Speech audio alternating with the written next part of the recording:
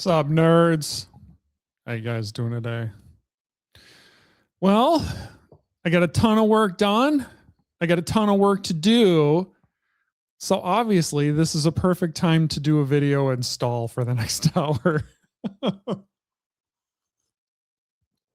Oh my God. I've been sitting here staring at a screen for staring at this blank window for like 30 minutes, and I can't bring myself to start working on it. So I'm like, oh, I know what I can do. I'll do a video. I'm so good at stalling. Oh my goodness. I mean, it's not all bad news. This is the player profile page. That's the next thing I got to work on. Basically, the reason I don't want to start working on it is because I want to have some pretty cool system for tracking a player throughout his career in, looking at stats per season, per team. That's a cool thing I like in some games. So I want to implement something like that, but then there's a whole lot of data management and save file implications to that. So I'm staring at that blank screen going, do I really want to start working on all that right now? I don't know. Seems like a good time to do a video. Well, anyway, let's take a look at the game progress. Since, we're going to stall, let's make it useful, right? The biggest thing is I've been cranking through everything you're going to do during the season, and I'm making pretty good progress. I think we talked about this before, but contract extensions, they work now. You can release players, which isn't super exciting, but you can do that. So like if I just look at let's pick a really crappy player, right? You release him. Cool. He's gone. You can sign a free agent to replace him. So, I cut that crappy guy. I don't know. Maybe I want to sign the super fast outside linebacker. Make an offer to him. Sign him. Now he's on my team. So, all that stuff works. He's right there. What else? You can shop players for trades. So, like, where's old Kirko? Kirko, right? I want to trade Kirk. Right? It kind of does the same thing as shopping picks, where it contacts every team and then they make their best offer for old Kirko. And then what you're seeing here is the ranked offer. So the Dallas, it's from best to worst. So like if I got rid of this Detroit, let's say I hated this offer. No, it automatically updates with, okay, well, Carolina has the next best offer. And then I'm looking at this and I say, you know what? I don't like this Dolphins offer. Well, now the Raiders jump in there with offer. Oh, the Raiders got a bunch of other picks. Which kind of brings up like some of the other stuff I worked. So let's just say I'm not going to trade old Kirko. Like the other stuff I've worked on, I don't know if you guys can see it, but when I start the league, I set it up so every team kind of looks out and decides if they want to make some trades. And just because of the way the rosters are generated, they're very unbalanced because I'm importing a Madden file. So every team sort of looks around the league and they make trades with each other when I start the league. So CPU trading works. It looks like almost every team made at least one trade. Which again, I think is kind of it's just an artifact of my Madden import, but it's kind of cool. I mean, it's cool that the teams are out there. So like when I shop Kirko again, it's kind of cool that there are teams out there who are actively trying to get better. And then like the Raiders here have all these other picks. That's kind of neat. So like if let's start scrapping, let's start declining a bunch of these trades. See Titans got to pick their offering. This gets interesting. There you go. The Patriots got other teams' picks. Oh, it's kind of cool. You don't have to just do that now. Like for trading a player, you can negotiate versus you remember in the draft, if you're going to trade a pick, it's sort of take it or leave it. Well, trading players is a little different. You can negotiate those. So if I want to adjust the trade for Kirko, I can do that. So like maybe I want, I don't care about these 2023 picks. I want to move some picks up closer. And I don't want the 2022 pick. I want something a little closer. So maybe I say, let's do this. Let's try to get, they don't have a second rounder this year. All right. So let's say a third and a fourth this year and a fifth this year. And a sixth this year and a seventh this year. Let's just see how much we can get for old Kirko. Oh, okay. So I can get almost all their picks this year and a third next year. All right, let's see if we can get a little more. I'm going to third and a fourth next year and a fifth. Holy cow, Kirko is bringing some value. Let's do this. I get a second next year? Can I get a first next? Oh, yeah, definitely not a first. Second, not a third, not a fourth, not a fifth. You can get a sixth. Maybe I sweeten the pot a little bit. There we go. I move a seventh. That's pretty high. It's most likely they're going to accept. If they don't and the mood drops, I could add a little bit more. So let's do that. And they didn't like it. Okay, that sucks. Let's add a little more. There we go. We'll add another seventh and then they'll take it. All right. So then, you can see you do a little negotiating. You move old Kirko and then I update all my picks. So that's kind of fun, right? What else? Obviously standings work, schedule works, stats work, free agents obviously work. Oh, the trade desk. You can shop for players now. There's a trade block. So what this is, all the players the AI teams want to trade. Now you can trade for the players that are not on the trade block, but the idea is if you try to get those players, it's going to be way more expensive. These are the guys that they're willing to get rid of. So these are sort of the players you can get a pretty decent deal on. It's fairly generous. You can see a lot of these guys are fairly high rated players.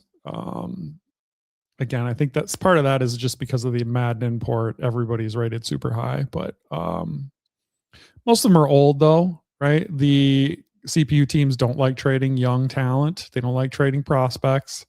So what you're going to get here are players that are older and probably not their top starters, but still some good players. So they can get some good picks. Something I want to start doing is over here, you're going to see trade value. So I measure everything in the game by draft pick value. So we're using draft picks as the currency in this game. Everything is measured by the value of a draft pick. So I'm going to start kind of showing it a little more often just to get so that you kind of can feel how valuable certain things are. So as an example, let's pick maybe I don't know, whatever. We'll just take the top. What is this? Vernon Davis. Let's look at Vernon Davis. You can click on the trade value here and it gives you a little more detail on what this value is. So here you'll see the pick value chart will pop up and it'll tell you, right? The number one overall pick is worth 3,000. The number one pick in the second round, number one pick in the third round, and so forth, all the way down to the last pick in the draft. And then it'll slot in this thing I was evaluating, right? So Vernon Davis is a 735.5 trade value. So I click on that and I see where 735.5 falls, and it's somewhere between the first and pick in the second round and the first pick in the third round. Looks like it's slightly closer to the end of the second round, but it gives you kind of a little bit of a gut check on what is the computer going to ask for. So like if I go to Davis now and I try to make an offer, and let's suggest an offer, they're asking for 2/3 and a sixth, right? The estimate was somewhere in the second round. So that seems pretty close to what they ended up asking for. So like if I get rid of all that and I actually do offer a second rounder, you can see, yeah, they would take that. And according to the pick value chart, that's kind of what that player is worth. You can look at like Hyde here, 1,073. You can see he's a little closer to the top end of the second round. Let's see. He's actually the most valuable player on here. But anyway, so like it's a new little thing I've added that you're gonna start seeing pop up on other screens. Is just this quick way of evaluating how valuable somebody is. Like this guy is somewhere in the third round, and so forth. So that's kind of cool. That works now. Trade block, pretty cool. What else? Go to the scout office. Oh yeah, okay. This isn't actually working yet. Only because I haven't added anybody to my short list. Let's go to the scout office. Look at the draft board. So these are the guys in the upcoming draft. So like maybe Joe Burrow, we're going to add to the short list. Let's add Chase Young to the short list. Let's add Antoine Winfield Jr. to the short list. And let's go take a look at our short list. All right. So this is the scouting system is starting to get built out. I'm going to make this actually pretty simple. So the only thing you're going to have to manage is the short list for scouting. Your staff is going to just auto scout all the time, but the short list is something you're going to be able to scout. And what you do, you got these two little sliders over here to tell how much extra scouting you're going to do on your short list. Now you can have up to 20 players, maybe. I think it's 20 players on the short list. And you decide how much extra scouting time are you going to give everybody on your short list. So like if I had all 20 filled out, maybe I want to spread out the scouting time. So I do something like this. This little white bar over here is sort of the visual representation of how much extra scouting you're going to give these players. Whereas maybe I want to be top heavy and I just say, all right, the top 3, we're going to do that much scouting, and like maybe the next 5, we're going to do that. And then everybody else on the short list, I don't want to give much scouting to. So just a quick way of, giving the players you're really interested in a little bit of extra scouting. Now I got to obviously do something to make it a little easier to understand. Oh, my razzmatazz is spicy this morning. Make the screen a little easier to understand, but like the gist of it is there, right? It works. The scouting works. So you want to remove this guy, we can move him too. Right? You can rate your guys from the scouting page too. But overall, I think this is a good start. Like this is kind of my, I don't know, my first swing at scouting. The strategy I'm going to go with is like, hey, just make everything work right away. And then when I start my test league, then as I'm actually playing the game, figure out what stuff I want to adjust or maybe change or what features I'm missing, stuff like that. So the number one goal is get this thing playable first. I don't think I have anything really done in game strategy yet. So that's kind of where we're at on this game. I'm getting really close. Like, I think I showed this last time. Like, I can sim, right? I can sim the games and I can crash the game. That's the stats thing. I was just gonna say, like, generating stats. I kind of broke now that I'm working on career stats, but we can stop sharing that now. And that's part of the reason I kind of sat there and ended up staring at that blank screen, is because like I'm ready to start stats again, and stats are super boring to work on. So I'm like, oh, what can I do? What can I do besides this? I know. I'll do a video and I'll stall for an hour. So anyway, that's where that's at. Let's take a share at the plan and you'll see where we're at overall. So what is it? It's August 26th. I'm already done all of August work. I'm already done all of September's work. And I'm about halfway done October's work. So way, way, way ahead of schedule. I think by the time September starts, I'll probably be done almost everything in October. I'll most likely have all this done. Most likely have the college player stat generation done. This league news, I may keep punting that just because I still don't really know what I want that screen to be yet. So I may just keep pushing that down the road until I have a really good idea. It's not anything I need to have right now. I just kind of wanted to have it done. So there's a pretty good chance I have all of October done, with the exception of the league news. Which then would mean that's what, 2 months ahead of schedule. So that basically turns the sex it up phase from 7 weeks from all of end of March and April, like March and April, to I gotta turn that down a little. I would turn that from March and April to January, February, March and April. Oh my goodness. That'd be like what, 15 weeks of sex it up? Hey, that's okay. More time we have to play with the game before launch, the better. So anyway, super ahead of schedule there.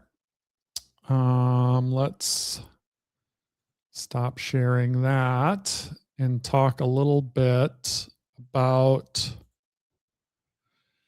the other game. Just a real quick buzz around the other game to kind of show what's going on there. I'm still sort of trying some things out on the map game. Let's share that screen. There we go. We'll start a new game. So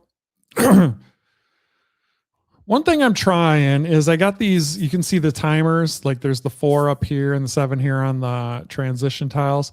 I'm trying to figure out how to let you decide the direction your world goes, right? And this one up here is it's got the desert on one side and the grass on one side. Down here, it's got the grass on one side and the magic biome on the other side. So it's kind of connecting to one of these tiles will connect it to your world, and then also unlock that biome for you to be able to. So like if I don't want to do desert in this world, I just don't connect to it and I don't have desert, right? Maybe I just want grass maybe, right?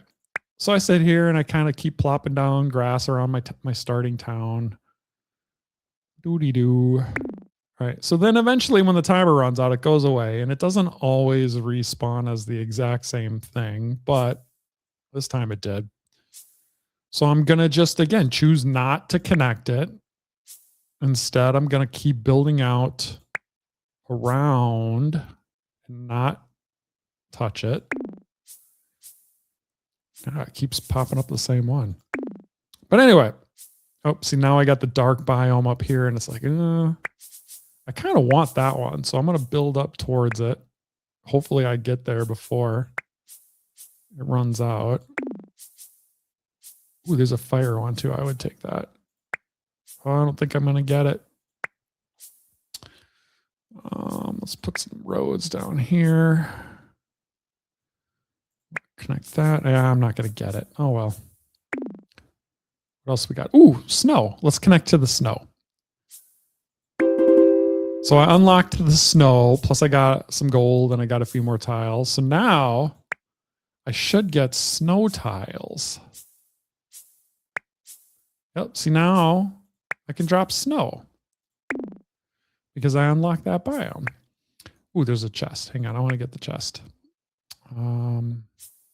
Let's add a snow there. Let's add that there. I'm not going to get to the chest in time.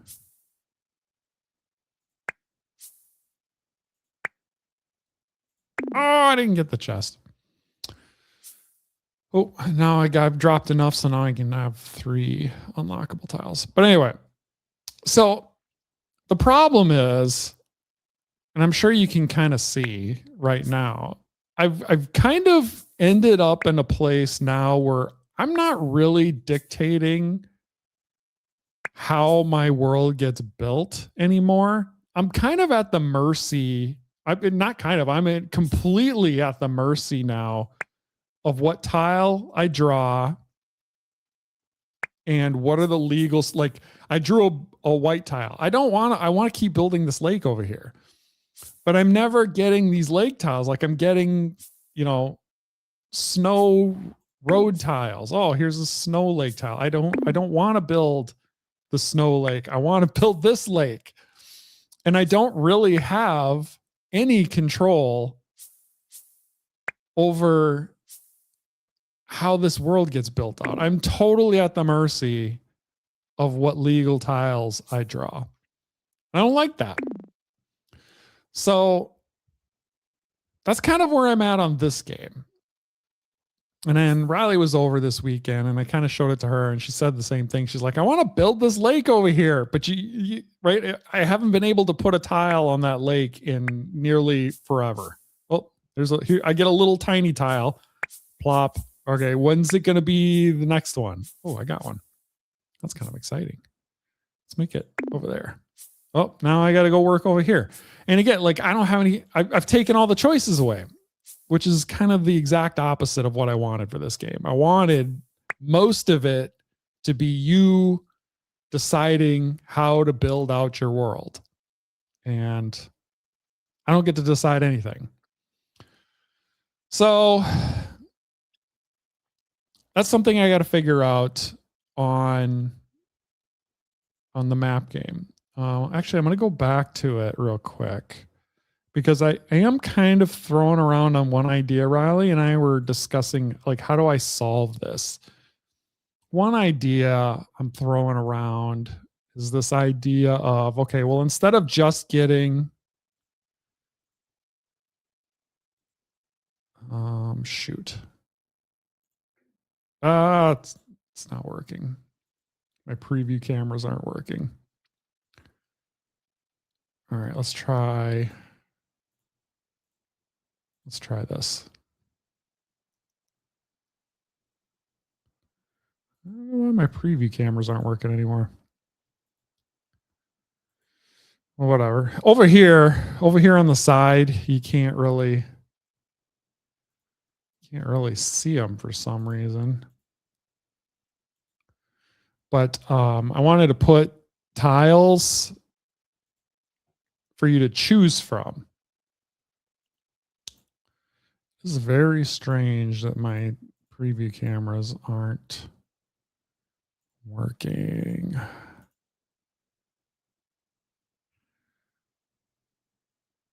It's very strange. Oh, well, I'll figure that out later. But anyway, there's supposed to be like a little tile preview over on the side here. And so then you get like 5 tiles over here and you pick them. You can choose one and you place it, and then you have 4 left, and then you can choose another one, or you can decide I don't like any of those other ones. And if you don't like them, you draw 5 new tiles. So instead of getting like 1,000 tiles here, you get maybe like 20 draws, and you can use 5 tiles per draw, or you can use 1 tile per draw, or you can use no tiles in that draw. So it's the idea is give you a little more control over what tiles you get and which tiles you place. I don't know. I don't know if it solves it. It's a step in the right direction, I think. I don't know if it's exactly what I want, but I got to figure that out before I can keep moving on the map game. Like the timed tiles are just not working. It's just not working for me because it's too limiting. You spend the whole game like trying to race towards the tile. Like I was trying to race towards that chest, and I don't know. It just takes away all the thing. Let me see what Riley says. Oh, she likes it. Okay. She likes the selecting the tile thing. So maybe we'll give that a try. See if that works. I would like to solve that problem and move forward as quickly as possible, just because let's jump back over to the strategy screen. Like I really want to solve that and get that nailed down, because you can see the Kindred Pieces. That's what that game's going to be called. We're just going to use the old map game name. Kindred Pieces. I would like to launch that before I launch the football game. I think if I could just solve this gameplay issue, I think I could have that game done in under 2 months, and then like have people playing it and like testing it and suggesting features and suggesting changes to features until like wish lists and interest gets high enough to release it. But I would like to get the game done to a point where it's release able, and then just improve it until the interest is high enough. So that it, like, hopefully that phase, right, that improve it phase while people are play testing it, can be done before April 20th.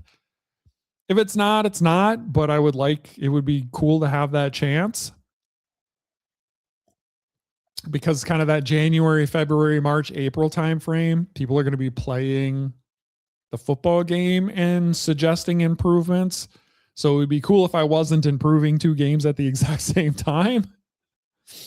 But we'll figure it. We'll do it however we do it, right? But in any case, both of these games need to be kind of launched by spring, because I want to start on the next game. So that's kind of where we are there. I'm still thinking of starting another franchise for the fall 2027 game. It's either going to be that John Wick game I keep talking about, or the John Wick game, except you're a serial killer. It's probably one of the two. I am kind of starting to brainstorm a 4th franchise. Little more of a building customization kind of game. But I don't really have anything for that yet. So that's probably going to be like, if we do that game, that'll probably be like a fall 2028 game. If we even think of something, I don't know. So anyway, that's where that is. So if I jump back to football game, I do want to bring up one more thing about football game. We're still, we're still, what are we? 1, 2, 3. We're about 3 months, according to the plan, away from starting to work on the on-field game engine.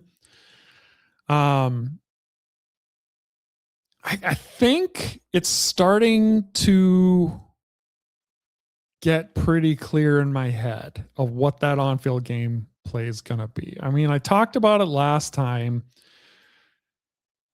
a little bit about like, all right, how, you know, since I'm not, there's a very, very small chance that I'm going to make another like traditional roster building NFL style 11 on 11 football game. Like just, I can't see me building another one. I think what I'll probably do is when I launch this game, I'll just keep adding on to it for years. That seems like a better idea to me than just releasing new versions of the same game. That just seems kind of silly. So I sort of talked about, well, that means I really want to get the game engine right. I want it to be an engine that makes sense to keep improving year after year. So like, I don't want to make an engine that has a very limited lifespan. And also specifically, if I ever want to play with the gamepad, I have to build that in now. I can't build an engine. And that's sort of what happened with Desktop Dynasties 2 is I built an engine that had no future, essentially. I'm going to share the screen. And Desktop Dynasties 2 died because when I built the engine that had no future, I had already, right before I released it, the engine was already obsolete. So I didn't want to release Desktop Dynasties 2 and then abandon it immediately because I was already on the Desktop Dynasties 3 engine. And the way DD2 was made, I couldn't just use the 3 engine in the 2 game. So anybody who is interested in the lore of why we jumped from Desktop Dynasties 1 to 3 in development, that's why. Because the 2 engine was obsolete before it even got released. I don't want that to happen again. So I've been thinking a lot about this engine. And you're going to be like, okay, why are you playing Cyber League? Because there are some things in the Cyber League engine that I really, really love. One, I do actually like that it's gamepad controlled. It's fun. It's fun. Like, I'm not gonna lie, it's fun. I'm trying to find a good team to play. Oh, I like these guys. The Jesters are pretty cool. And then I'm just gonna jump in real quick. Oh, I like these guys too. The Yeti. Let's play against the Yeti. So we're gonna do a quick couple. Now, my favorite thing about this game, first of all, is kick returns. But the on-field player control, I absolutely love. So one of the things I was thinking is there a way I can make the head coach football engine busted play. Is there a way I can make that engine use some of the things in this engine I really like, and specifically the player movement portion? Oh, okay. That's enough of that. I'm gonna get sucked in. But all right, I'm gonna do one more play. One thing I really like is I like the downfield blocking. So like if you see the wide receiver and the tight end, let me see which player am I pitching it to. Okay. Like the downfield blocking is a little bit extreme, but I actually really like it. Let's do this one. And this is actually really fun to play and to control the players. So I would like to use a lot of this in my head coach engine. I'm not sure how much, but there's something here I really like because this is actually really fun to do. Let's do that. So my thought right now, again, I could change my mind, but my thought right now is like I want to make it playable. All right. Touchdown. I can stop. All right. There we go. Yeah. So let me get my screens back in order. Okay. So anyway, as I'm thinking about this engine and I'm thinking about the play editor and I'm thinking about like player ratings and stuff like that, I'm keeping in mind that Cyber League gameplay. I really like the smoothness of the player motion. I love. It's just very satisfying to control. Like it's not super animation dependent. It's very like physics dependent. I don't know if you guys could pick up on that, but the momentum, the acceleration, the way speed is handled in general, the way blocking is handled has to do with mass and speed and momentum and stuff like that. That all is really awesome. I really like that. So it's very physics dependent, not animation dependent. I think that's the direction I'm going to go for the football engine. I like it. It's the style being very physics dependent, I think lends itself to long-term sustainability. So like I could start off with an engine, it's very simple. But then as we play it and as we determine like, oh, hey, I want to add this, or hey, let's add a new rating, right? It sort of lends itself to improving and adding things in. Whereas I think if you do an animation dependent, like one that's very focused on animations, it just becomes really hard in the future to change it or update anything, because like your animations have to be set up so that they work with each other. And it's a really delicate dance you're doing, trying to get animations to look realistic. So changing anything, you can imagine like changing a control scheme or changing how blocking works. If you've set it up with specific animations to look right, the second you change something, now your animations don't look right. And now you have to redo everything. I don't love the idea of redoing all that work. I just don't love it. If I have to sacrifice really good, realistic animations in order to future-proof the engine and to make sure it's always something I can keep upgrading, I think I'm going to make that trade-off. The other trade-off I think I'm making is to allow the opportunity for gamepad gameplay in the future. And I don't know if I'm going to have gamepad gameplay for this first version. I'm kind of leaning towards yes, though. But anyway, if I am going to have it,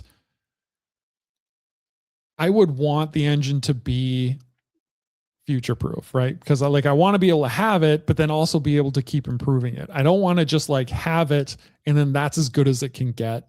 And if I want to improve it, then I got to remake the engine. I don't like that idea. But in order to get that, I have to sacrifice a little bit of the coaching options. So one of the things you can do if you never want to have gamepad gameplay, and this is part of what doomed Head Coach 2 or Desktop Dynasties 2, is there was never any intention of gamepad gameplay in there. And one of the things you can do if you know I'm never ever going to allow you to control players is when you call a play on the field, right? Like you say you're on offense, right? You call the play and the defense calls their play. What you can do is you can pre-sim that play. You can determine what the outcome of the play is before you snap the ball. Just pre-sim it. Because it's coach mode, there's no input that the human is going to do that will change what the outcome of the play is. So you can pre-sim that. And then when they snap the ball on the screen, what you're really doing is replaying what already happened. If you do that, it opens up a lot of coach options for showing analytics, right? So you can imagine if I pre-sim a play and I know something cool happened, I can highlight the player before the replay shows, before the screen shows you what happened on the play. I can say, hey, pay attention to this wide receiver over here. That looks like there's a mismatch over here. And then you snap the ball, and all of a sudden that wide receiver does something really cool. Well, like, you can only do that if you know ahead of time that wide receiver is going to do something cool. Or like on defense, right? Hey, pay attention to this middle linebacker, right? Or hey, this outside linebacker is showing blitz. Well, if you know ahead of time that he is or isn't going to blitz, you could either highlight it because it's something to watch, or you can highlight it as a fake out, right? Oh, it looks like they're sending the linebackers, and then you highlight them in coach view somehow. And then all of a sudden the linebackers both drop into coverage, and it's like, oh, I was tricked, right? Those are all very cool things. But you can only do those if you're never going to allow the person to use a joystick or to interact with a play in any way. It hurts to make that trade-off. But I think long-term, the ability to play the game probably outweighs anything I could get out of coach view. I think I could still do some cool coach view things, but it won't be to that level. There's just no way I could do it at that level. It's a sad trade-off, but I think it's one I'm willing to make in order to make it fun. And at the end of the day, if I'm going to have one football game for the next 10 years, like, I want it to be fun, right? I don't want it to be a game that, like, once you try all the bells and whistles, it becomes boring, right? I want to keep adding new things into it and keep making it fresh and fun. And I think gamepad gameplay, or at least just interacting with the play in some way, is worth it. So, like, I know last time I was kind of unsure about things. I think now I'm getting pretty sure about what that engine's going to look like. It's going to look like the basic theory of Cyber League, only in a more realistic way. But I think the theory is sound under Cyber League. Now, here's the other reason. Let's go back to the big picture strategy thing, because this might make more sense if you see it visually. Here's the other reason I really like that idea, other than the fact that it'll make the football game really good. Right, I'm releasing a football game every April. Right, I've mentioned that before. The games on the list right now, Cyber League 2.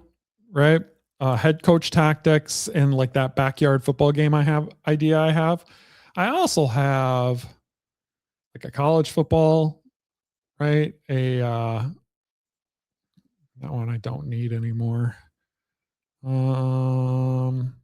Like a creature league game, kind of like Mutant League football, but with like different kinds of monsters and stuff. So I've got at least 4 more visual type football games on the list. So that's 4 more years of football games.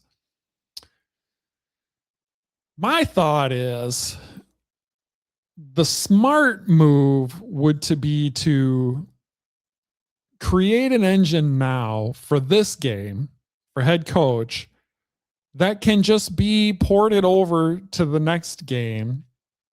Like, let's say it's Cyber League.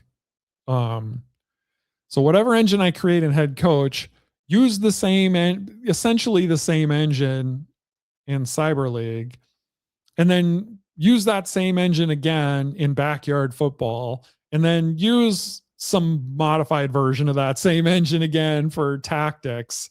And then as I update and add more things into that engine, all 4 games are also getting the updates at the same time. So I'm not like updating 4 separate engines. So like, oh, it's time to update this engine, right? I'm doing the work once and updating all 4 games versus doing the work 4 times. That's the other good reason. Cause like, again, I'm just one guy. I can't, there's no way I'm going to be able to keep 4 separable engines updated and modern, but keeping one really good engine updated for 4 games, I think makes a lot more sense. So anyway, that's a long way of me saying, I think we're zeroing in on what this engine's going to look like. It's going to be some version, a much more modern version, much more realistic version of the Cyber League engine. And we're going to do gamepad gameplay. Now, what's that do for the side view thing? I don't know yet. We'll see. Still figuring that out. I do love the side view. We'll do some experimenting. When the engine is working, we'll experiment and we'll just see what people like and what works. So anyway, I think I've stalled long enough. That was a good 45 minutes. I think I should probably get back to work.